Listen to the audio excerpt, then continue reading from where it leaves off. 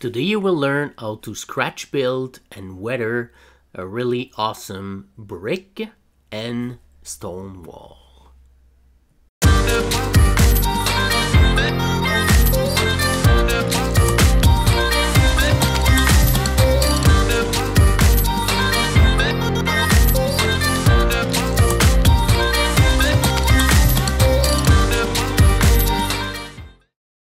Hey, what's up my friend? Welcome back to another video. In today's video we're gonna build a really awesome brick and stone wall from XPS Foam. There's a lot of different XPS foam on the market depending where you live. Basically I'm living in Canada, so we have access to XPS foam, but it's not the densest one. Like for example, I know that in England or in part of Europe, the XPS foam is a little bit dense, so a little bit easier to sculpt with it. So basically, the first part of this scratch build, I'm doing the stone wall on the. Basically, it's gonna be half of the wall will be stone, and the top half will be bricks. So I'm just carving and basically drawing all the stones, and now it's time for the brick. Basically, it's gonna be 0.5 millimeter, the thickest dimension, so 0.5 millimeter by, I would say, maybe 1 centimeter total for the brick. But honestly, depending on the scale you are working on, that's for 1/35 scale, but depending on the scale you are looking for,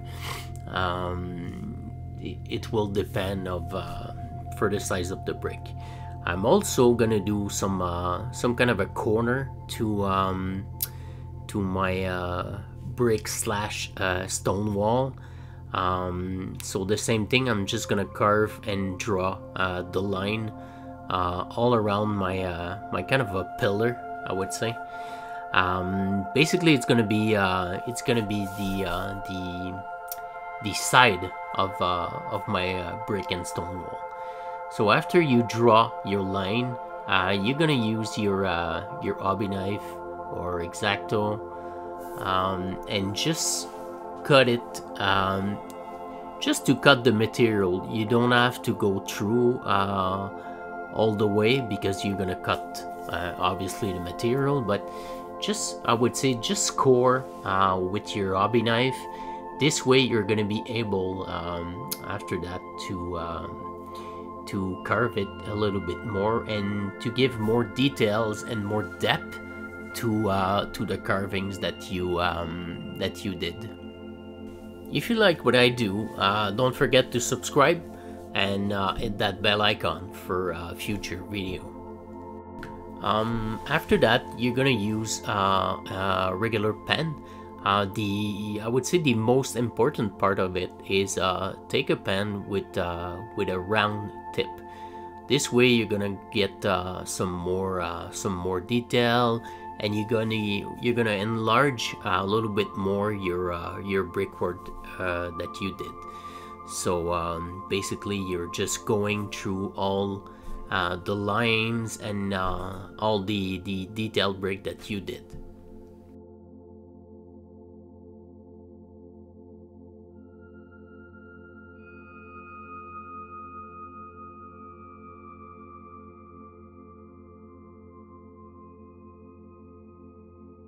Now for the edge of the wall, I'm using a ruler, but you can use a straight edge, and since the lines are straight, you're not gonna damage anything. So, but you can use anything that it's gonna be straight. So now we're gonna do the same thing with our pen to define all the brick, not the brick, but the stonework that we did. I also do some kind of I would say a punch, or whatever you call it, with balsa wood, and I'm just gonna push some bricks because it's a really old brick wall. Just want to push some bricks to give a little bit more details. and I'm also going to use my tweezers to remove and simulate damage to our wall. Again, it's to your liking. If you want to keep your brick wall clean, it's up to you. So there's no good answer or good way of doing it. We'll do the same thing with our pillar, and like I said, I'm just gonna remove part of it. It's gonna be part of a diorama, and it's gonna be a really damaged building. I'm just gonna do some bullet hole. I'm using probably one of my favorite tool of all, the famous toothpick. So with a toothpick you can sculpt, you can do some, like I'm doing right now, some bullet hole. You can also exaggerate your brick line. So to simulate also some dimension to our top stone wall, I'm using some aluminum foil. I'm always using aluminum foil whenever I'm building some buildings. I don't know if it's the right way of saying it, but yeah. And again, my favorite tool, the toothpick. So I'm just gonna, like I said, just push my stone a little bit to the edge, and after that the only thing left is to glue on top of the wall all the stone that I just carved with my toothpick.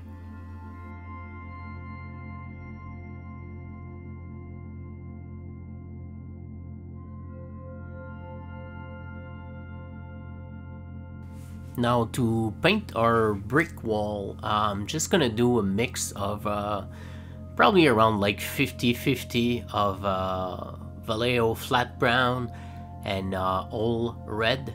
Like I said, I'm using this kind of color because I want to have like a kind of a reddish feel to the brown.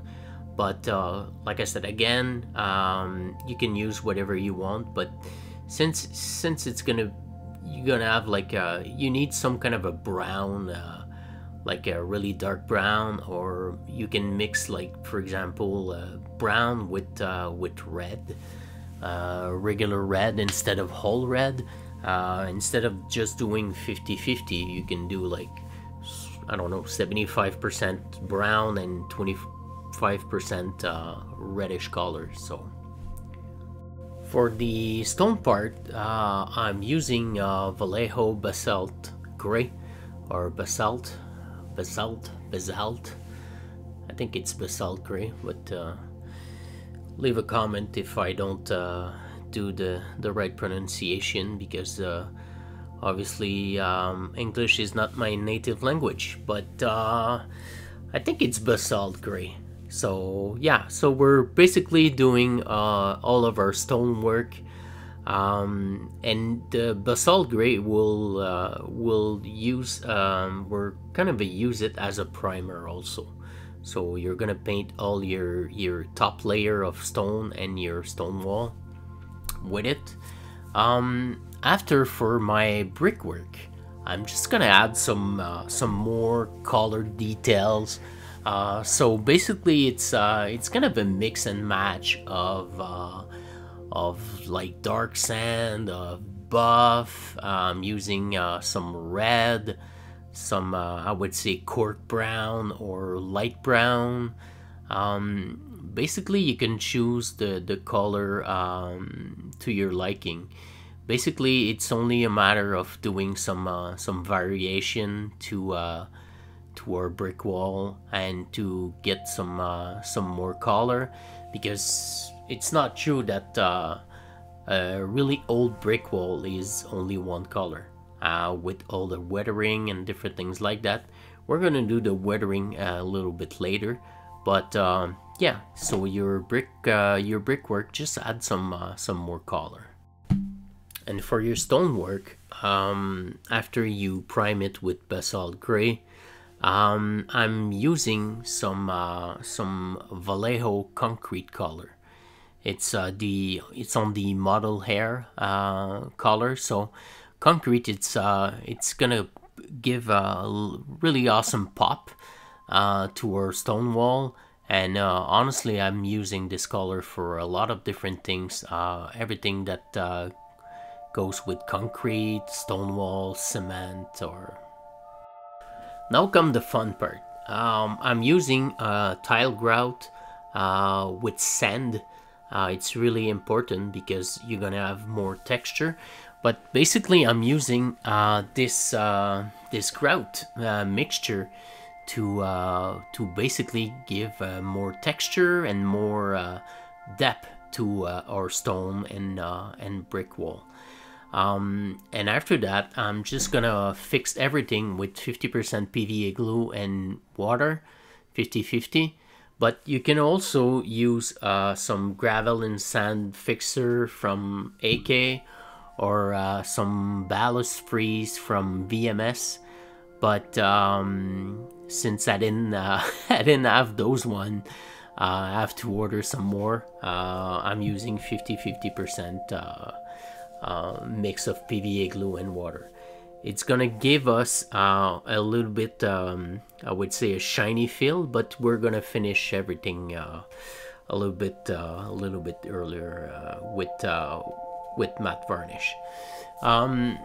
So basically, for the stone, I'm just gonna have some more depth, the same thing that we did with the brick. I'm using kind of a mix of a yellow, brown, and different things like that.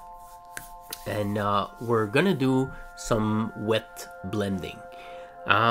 Wet blending is a really important thing in scale modeling. If you do some scratch building and different things like that, and also if you watch video on miniature painting, a lot of those guys are talking about wet blending and different things like that.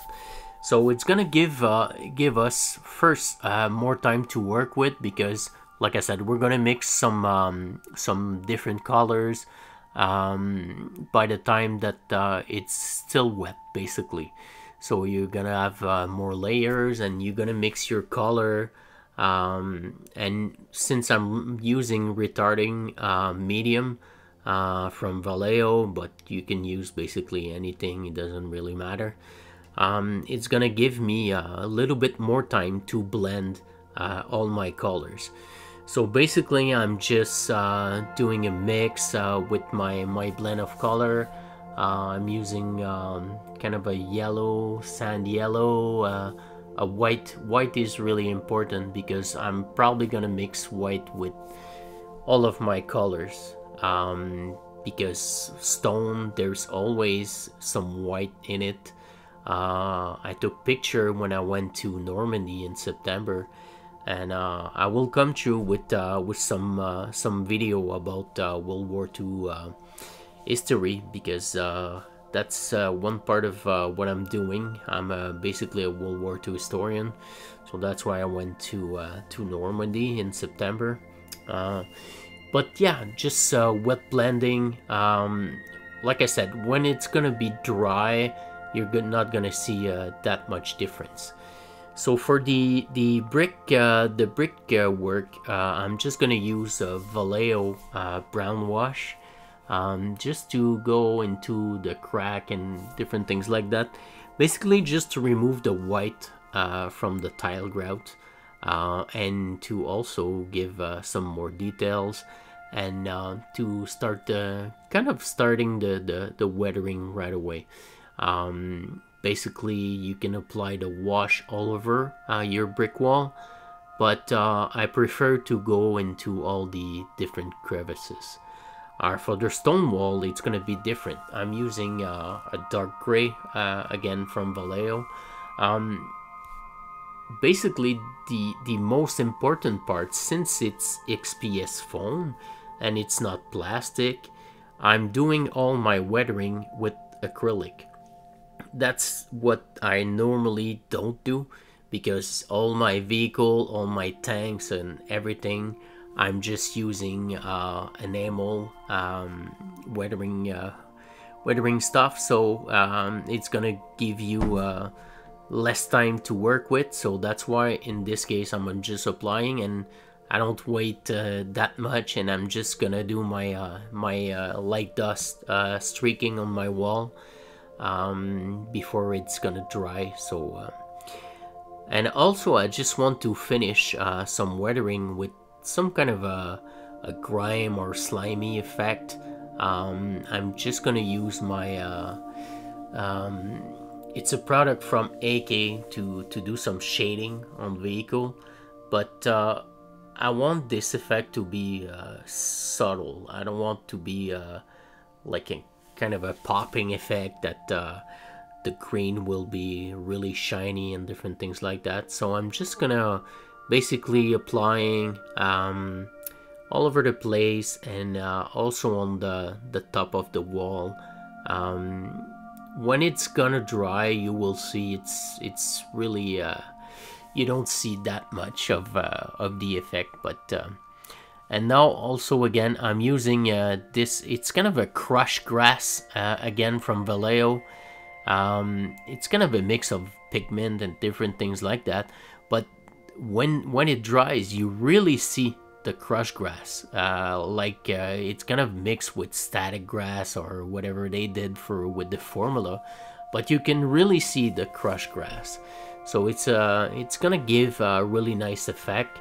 And since, like I said, I have to use some water-based or acrylic-based weathering stuff, since XPS foam is really fragile, that's why I'm using this kind of effect. And again, it's a really nice touch and really nice detail to your wall in the end. So basically, to remove all the shininess of everything that you did, I'm just gonna finish it with a really awesome matte varnish.